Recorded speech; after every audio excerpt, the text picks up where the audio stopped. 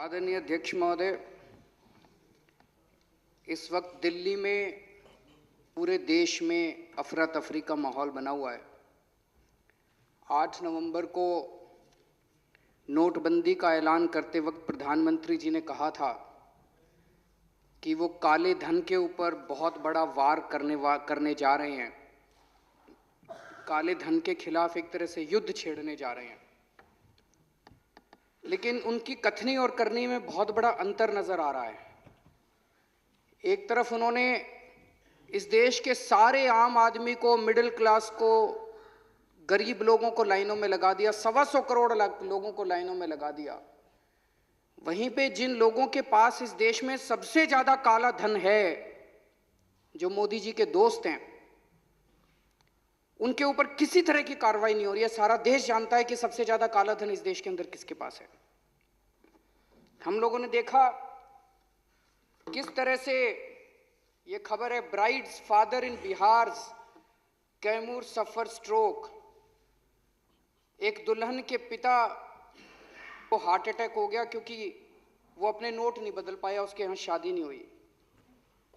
बेटी की शादी की चिंता को लेकर मां ने की खुदकुशी।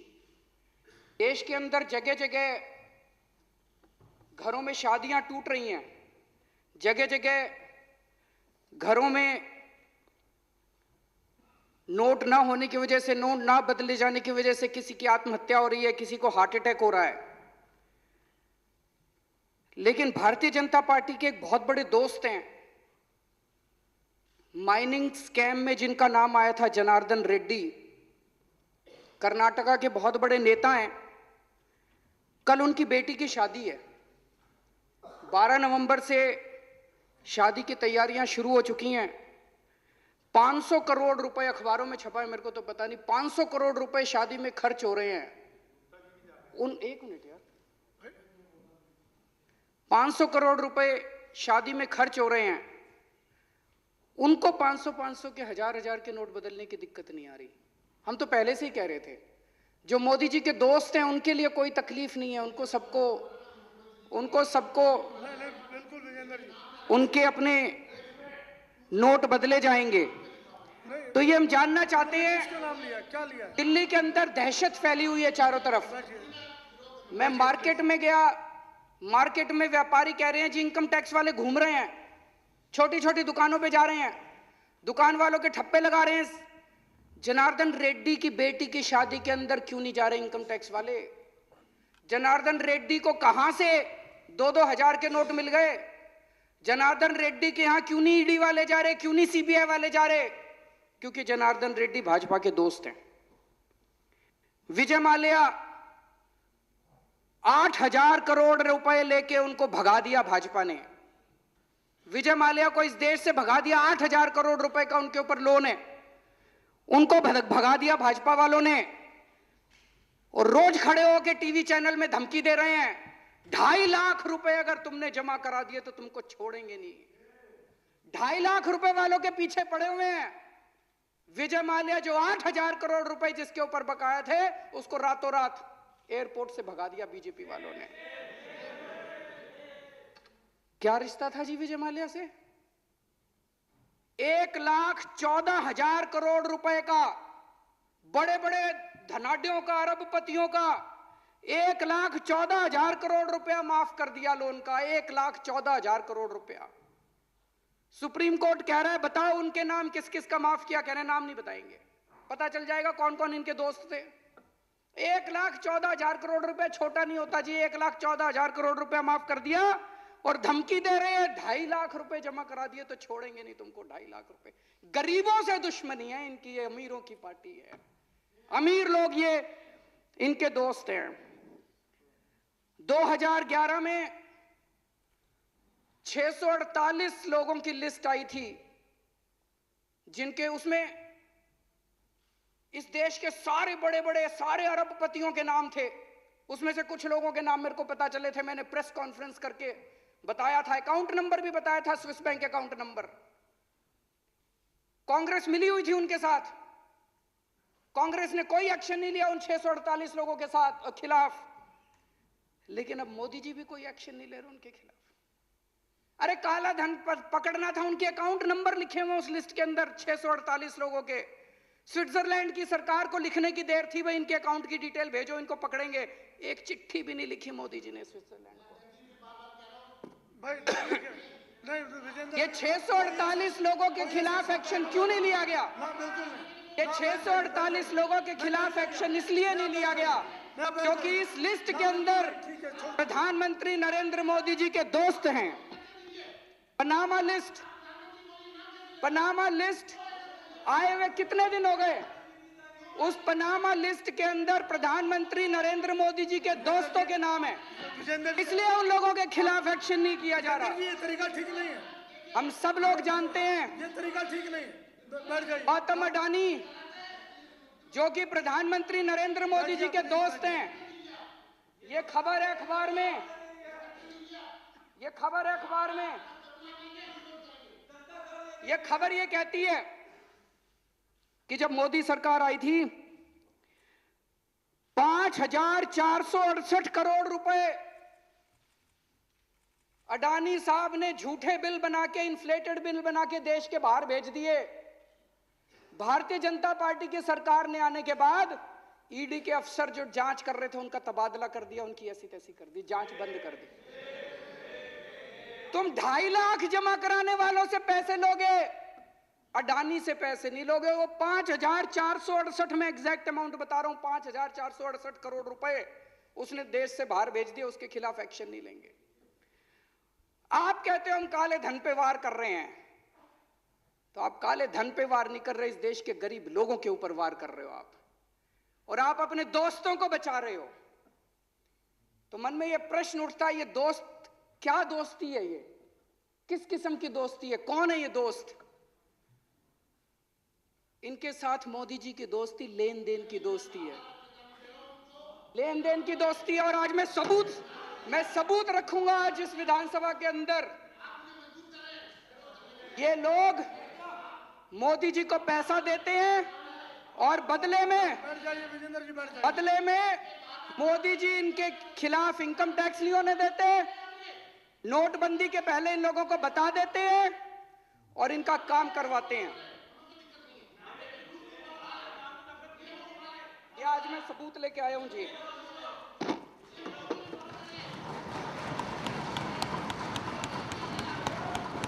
ये कागज मेरे कागज नहीं है जी, ये इनकम टैक्स डिपार्टमेंट के कागज हैं। इनकम टैक्स डिपार्टमेंट ने 15 अक्टूबर 2013 को आदित्य बिड़ला ग्रुप के ऊपर रेड हुई। उस रेड में इनकम टैक्स डिपार्टमेंट में रेड होती है, वो वहां से सारे उनके कागज उठा के लाते हैं। वापस आने के बाद इनकम टैक्स डिपार्टमेंट अपनी एक रिपोर्ट बनाता है उन कागजों के आधार पे, जिसको अप्रेजल रिपोर्ट कहते हैं। ये अप्रेजल रिपोर्ट है इनकम टैक्स डिपार्टमेंट की उस रेड की। उस रेड में उनके अकाउंटेंट से पूछा इनकम टैक्स वालों ने, अकाउंटेंट का नाम कोई सक्सेना था। सक्सेना ने कहा जी मैं हवाला का पैसा लेके आता हूं, मेरे बॉस हैं उनका नाम शुभेंदु अमिताभ है, वो जिस को कहते हैं फिर मैं उनको पैसा जाके बांट देता हूं। शुभेंदु अमिताभ बिड़ला ग्रुप के ग्रुप एग्जीक्यूटिव प्रेसिडेंट थे। शुभेंदु अमिताभ के लैपटॉप, फोन, ब्लैकबेरी सब चेक किए गए तो उनके लैपटॉप से एक एंट्री मिली। ये एंट्री है 16 नवंबर 2012 की। इसमें लिखा हुआ है गुजरात सीएम 25 करोड़ रुपए। गुजरात सीएम के आगे 25 करोड़ रुपए, ब्रैकेट में लिखा है 12 डन, 12 दे दिए, रेस्ट क्वेश्चन मार्क।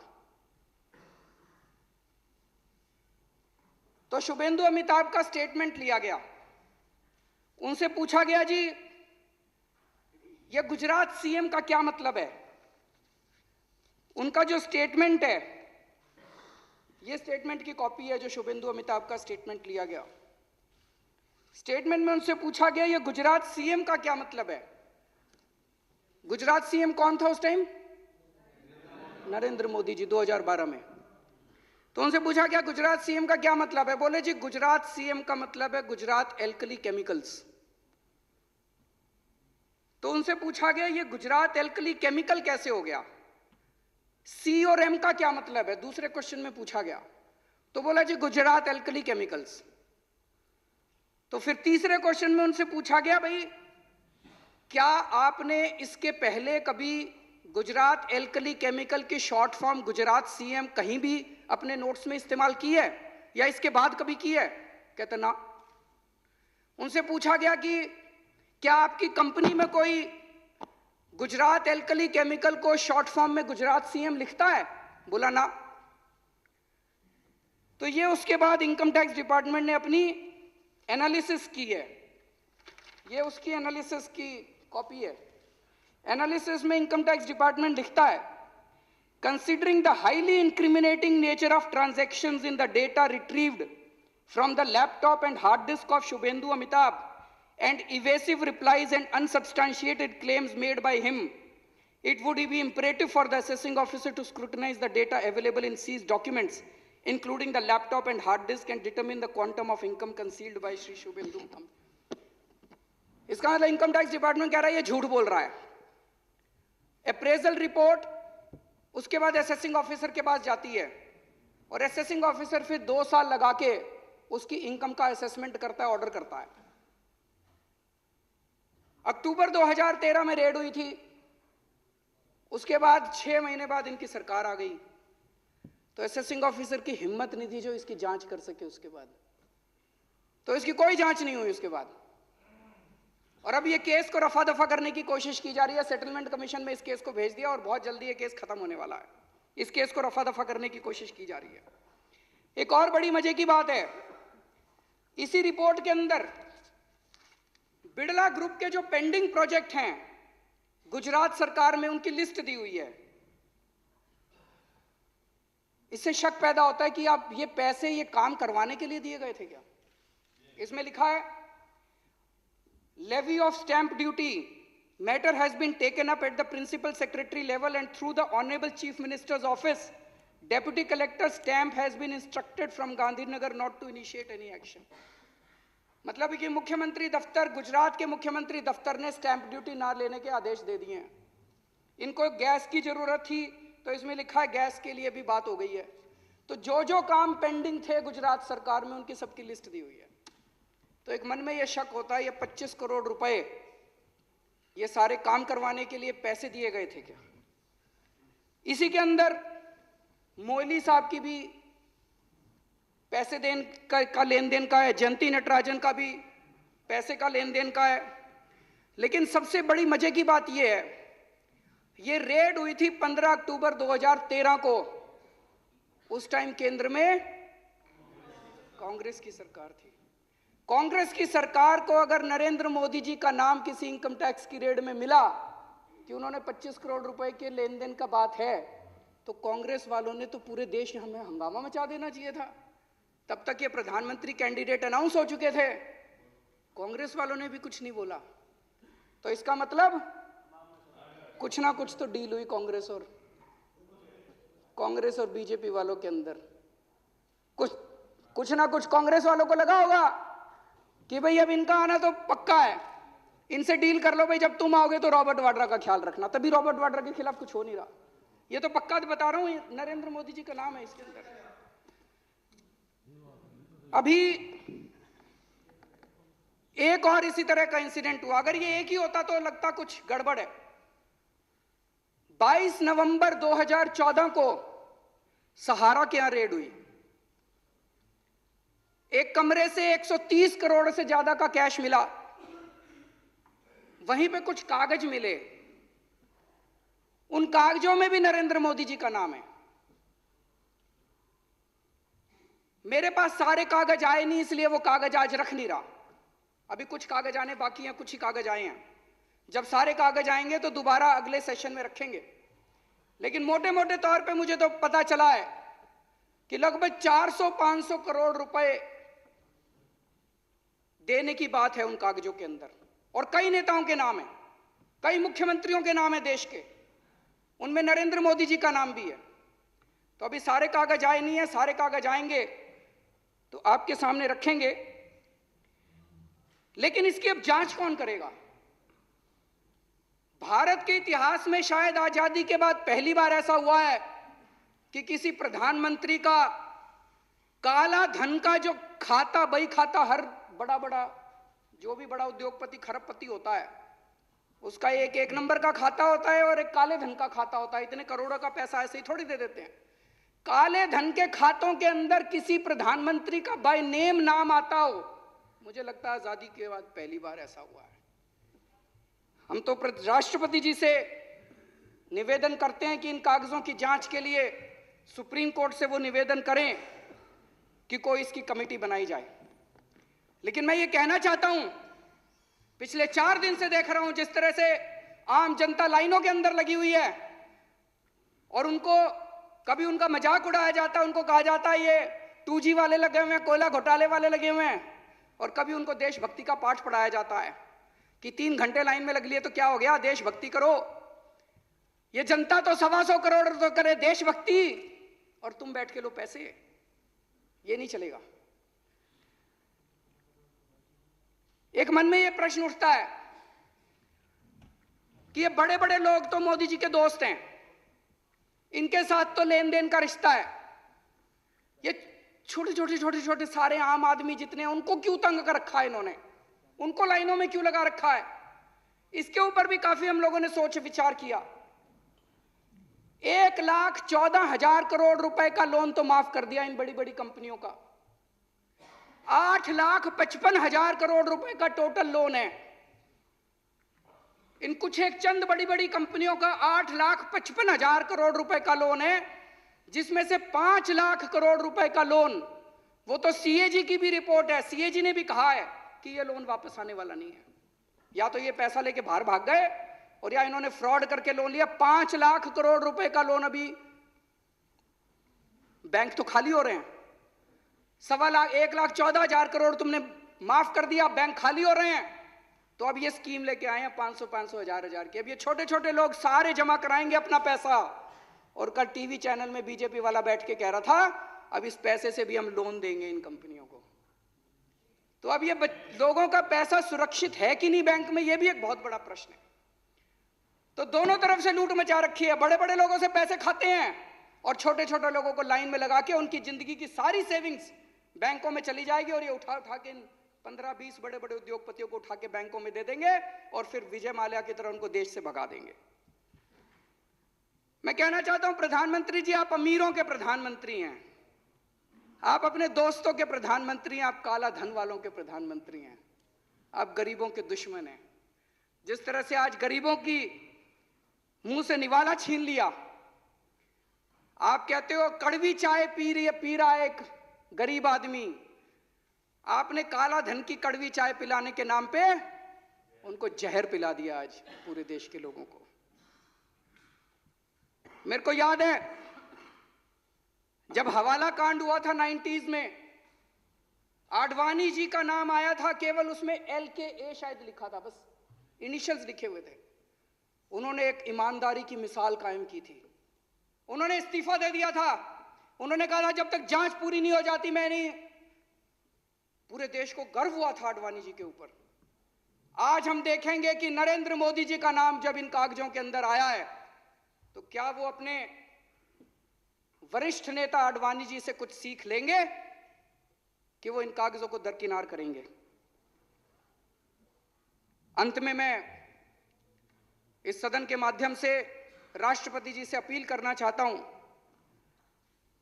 कि इस स्कीम को तुरंत वापस लिया जाए। काला धन के खिलाफ हम भी हैं। अगर दोबारा इस स्कीम को लाना है सोच समझ के लाओ।